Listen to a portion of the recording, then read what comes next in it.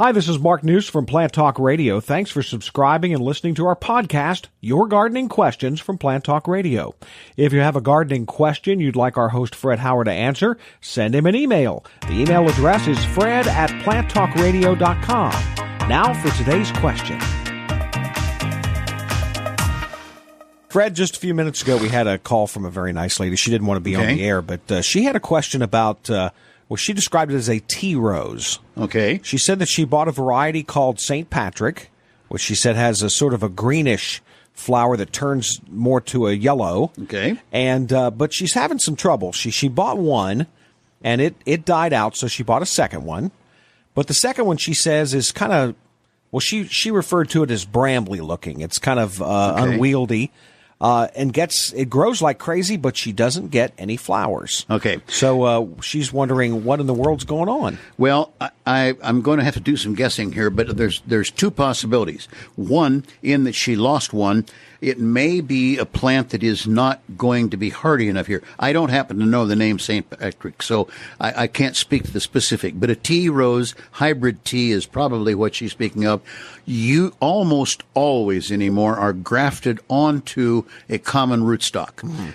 This is a production technique. It's also, you can get a whole lot more roses developed from doing either grafting or budding, etc. It may be that the top that she bought or paid the big dollar for has died, and then the rootstock will send up this brambly, wiry top. It does grow like crazy. One of the things I would tell her to do would be to count the leaflets. Now, each rose leaf is either X number of parts.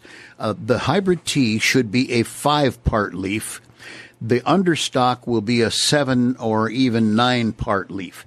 So she can kind of decide whether what she purchased is alive or not. If it is the rootstock, she might as well dig it out, throw it away, and start over again. As to why she's losing them, it would either be then the vulnerability of that particular rose in her geographic area, or maybe it's planted too deep, maybe it's planted in a wet spot, whatever. It's just unfortunate because it sounds like an interesting plant, but, well, I was going to mention, and it's the same thing. If a rose is going wild, and there is one called nearly wild that is a variety that is quite beautiful. But in any event, if it's gone wild, you might as well either learn how to graft or bud, or you just plain dig it and throw it away. And the same thing I was going to mention on bulbs. You mentioned the daffodils. I put them in as a plant of the week. They're fantastic.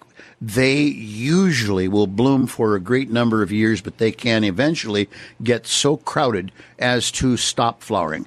As soon as the second year rolls around and either a daffodil or a tulip or other bulbs have not flowered, it's time to either painstakingly dig them, divide them, set them up in a park garden where they can, area of a garden where they can grow on and become developed in developing flowers again, or the simplest thing to do is put them in a compost pile and let them brown down and reuse them or pitch them, whichever you wish to do. Because it's, well, the reason bulbs come from Holland and some other places of a similar nature is they have brilliant, clear days, sun galore that causes the bulb to grow, store food, etc., and then cool nights so they don't lose all that they've made through respiration.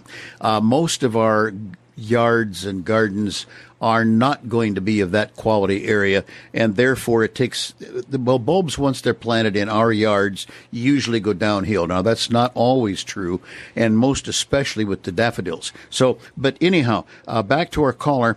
There can be these several reasons, and if I understood right, the second one. Yes. It's okay. I have a, well, garden morale, that comes to the point that if a plant dies twice in the same spot, do not plant it the third time in that spot. There's a natural order to things that we can't really explain. And if she's lost the same rose, it's either because it's not hardy or it's just not going to work in that spot. She might move it as little as 5 feet, 10 feet, and find a different little soil situation, and the plant would grow. It might be more protected, etc. but don't plant the same thing. I don't care what it is. Don't plant the same thing a third time. Hey, thanks again for listening to our podcast. Be sure to subscribe to our other podcasts as well, the Plant of the Week podcast and the Plant Talk Radio podcast, all on iTunes or your favorite podcast player. If you'd like to sponsor a daily podcast, contact us at fred@planttalkradio.com. To find out more about Fred Hauer and Plant Talk Radio, visit our website, planttalkradio.com.